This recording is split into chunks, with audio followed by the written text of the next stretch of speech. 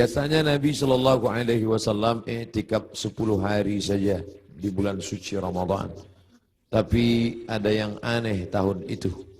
Tahun itu dia i'tikaf selama 20 hari, 20 malam. Dia tidak keluar dari Masjid Nabawi. Ada yang aneh. Karena yang biasanya 10 hari, 10 malam. Kalau kita salat di Masjid Nabawi, tepat di mihrab, maka di samping mihrab sebelah kiri ada satu tiang bernama Ustuwanatus Sarir. Sampai hari ini masih tertulis Ustuwanatus Sarir. Ustuwana artinya tiang. Sarir tempat tidur. Karena di bawah tiang itu diletakkan tempat tidur Nabi Muhammad sallallahu alaihi wasallam. Disitulah Nabi i'tikaf. Di samping Ustuwanatus Sarir ada namanya Ustuwanatul Haris. Tiang Haris artinya penjaga. Disitulah tegaknya penjaga Nabi, yaitu Sayyidina Ali ibni Abi Talib radhiyallahu anhu. Di Ustuwanatus Sarir itulah sahabat melihat ketika Nabi terjaga dari tidurnya, bangkit dari berbaringnya, nampak berbekas di pundaknya, yaitu bekas anyaman pelepah korma yang dijadikan sebagai alasnya. Lalu sahabat ingin membelikannya kasur yang empuk, firash, permadani yang lembut. Tapi Nabi mengatakan, itu tak layak bagiku. Biarlah aku berada di atas anyaman pelepah korma ini saja. Berbekas di pundak kulit yang lembut sallallahu alaihi wasallam. Betapa malunya kita yang melekatkan tubuh ini di atas kain yang lembut. Di bawah kain lembut itu ada kasur yang tebal. Di bawah kasur yang tebal itu ada lagi alas yang tinggi. Lalu kemudian kita meminta kepada Allah, wa adkhilnal jannata ma'al abrar. Masukkan kami ke dalam surga bersama orang-orang baik, bersama Nabi Muhammad sallallahu alaihi wasallam. Sementara dia berbekas pundaknya karena beralaskan alas yang keras, pelepah korma yang dianyam yang menjadi alas pundaknya yang lembut. Begitulah kehidupan dia. 20 hari 20 malam dia beriktikaf, tidak keluar sama sekali dari Masjid Nabawi. Ma baina baiti wa mimbari, antara rumahku dan mimbarku raudhatun min riyadil jannah, salah satu dari taman-taman surga. Selesai bulan Ramadan, masuk bulan Syawal. Selesai bulan Syawal, masuk Zulqa'dah. Selesai Zulqa'dah, masuk Zulhijjah. Di bulan Zulhijjah beliau melaksanakan haji yang sebelumnya sudah difardukan, tapi barulah dilaksanakan haji tahun itu, disebut dengan haji wada'. Wada', selamat tinggal, karena memang setelah itu Nabi meninggal dunia. Maka pada haji wada' itu dia pergi ke tanah suci Makkah Al-Mukarramah. Ada yang unik, ada yang aneh. Biasanya beliau berkurban kambing, dia potong 1 ekor untuk keluarganya.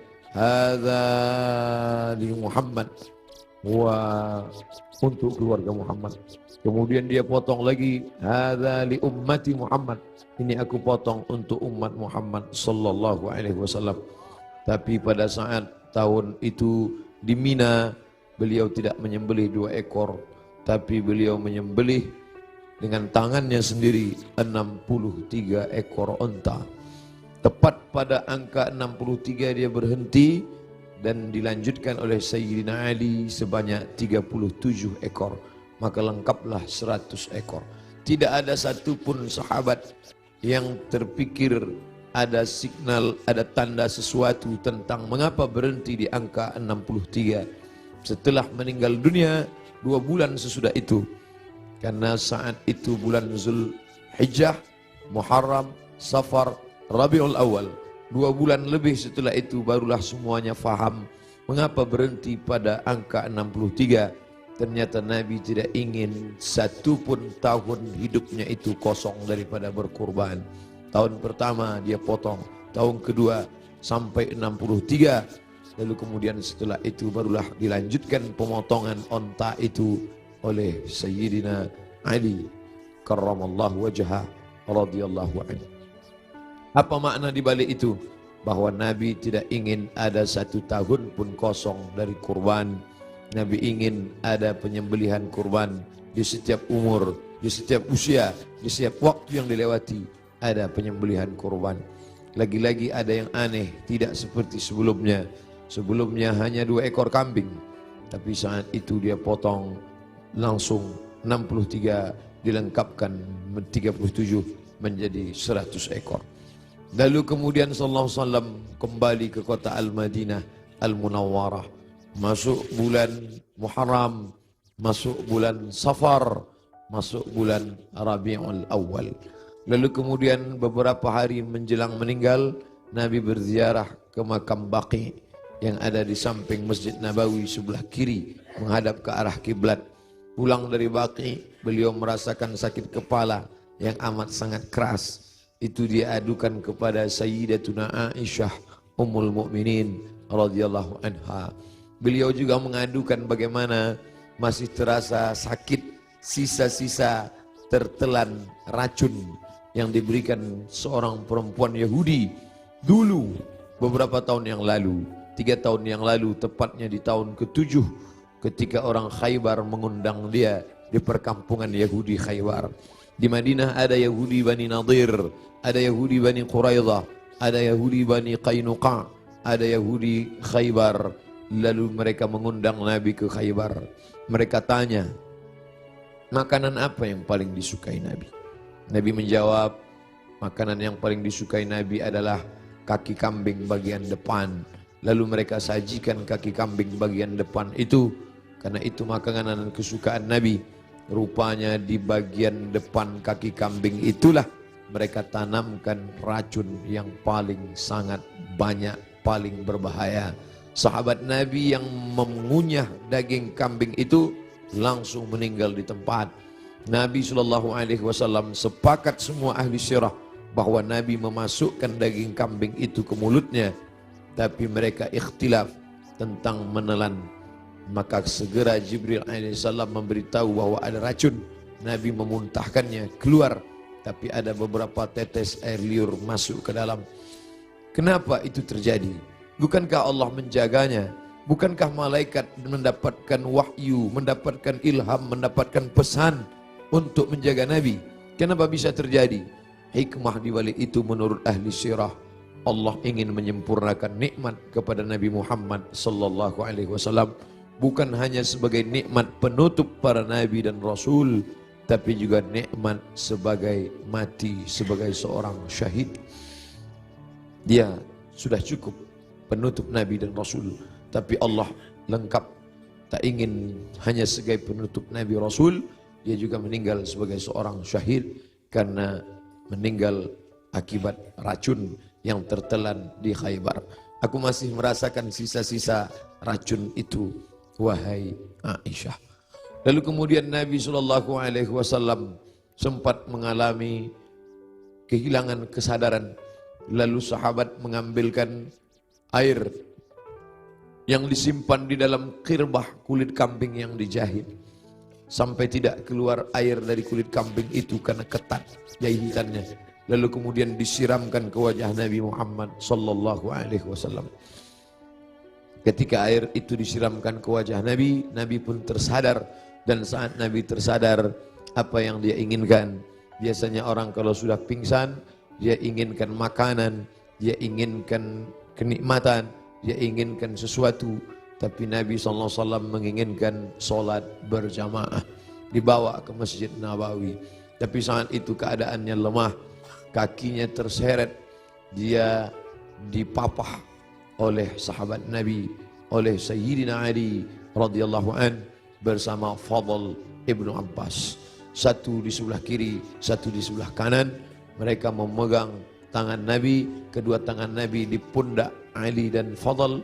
Kedua ini adalah saudara, seperti saudara kandung. Nabi anak tunggal sendirian. Dia tidak punya saudara kandung, tapi ayahnya punya saudara kandung. Ayah Nabi bernama Abdullah. Abdullah punya saudara bernama Abbas. Abbas punya anak laki-laki, itulah dia Fadl bin Abbas. Abdullah punya saudara kandung bernama Abu Talib. Abu Talib punya anak laki-laki bernama Ali. ayah mereka adik-beradik kandung. Abdullah, Abbas, Abu Talib. Abu Talib punya anak Ali, Abdullah punya anak Muhammad, Abbas punya anak Fadl. Ketiga anak laki-laki ini bersaudara kandung, satu nasab dengan datuk mereka Abdul Muttalib. Abdul Muttalib anak Hashim, Hashim anak Abdi Manaf, Abdi Manaf anak Qusay, keturunan Kilab Lu'ay Fihir, cucu cicit daripada Ismail, anak kandung Ibrahim alaihissalam.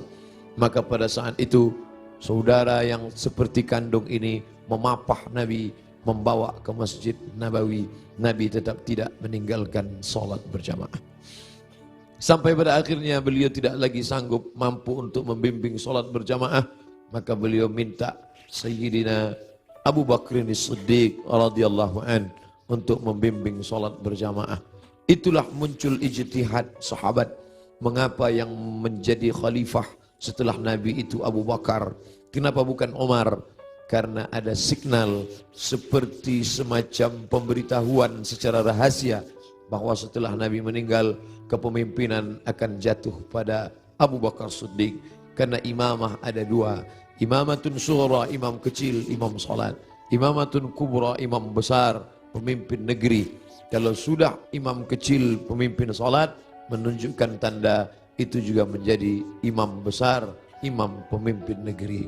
Maka ketika Abu Bakar Siddiq sebagai pengganti imam saat Nabi sakit, seolah-olah seperti signal pertanda Nabi memberikan ridha, nanti setelah meninggal Abu Bakar Siddiqlah yang akan memimpin kepemimpinan politik. Maka berbaiatlah sahabat setelah Nabi SAW meninggal. Salat dipimpin oleh Abu Bakar Siddiq radhiyallahu an. Sahabat menunggu, Nabi tak juga keluar. Ternyata signal itu diberikan kepada Abu Bakar. Abu Bakarlah yang memimpin salat. Sampai akhirnya pada suatu ketika Nabi membuka tirai jendela dari samping kamarnya. Kamarnya bersama Aisyah yang langsung tembus ke Masjid Nabawi. Sahabat sudah tegak berdiri. Sahabat menunggu bahwa akan dipimpin oleh Nabi. Tapi mereka faham Nabi tidak dapat berjalan. Nabi tetap berada di kamarnya. Nabi hanya melihat dari balik jendela, dari pertanda wajahnya, dari anggukan kepalanya. Sadarlah mereka bahwa Nabi memberikan signal, salatlah bersama Abu Bakar Siddiq. Nabi tetap berada di kamarnya karena dia tidak bisa ikut serta bersama para sahabat yang akan melaksanakan salat. Lalu kemudian dibawa oleh Fadl dan Abu Bakar, dibawa oleh Fadl dan Ali, diberikan kekuatan oleh Allah Subhanahu wa taala.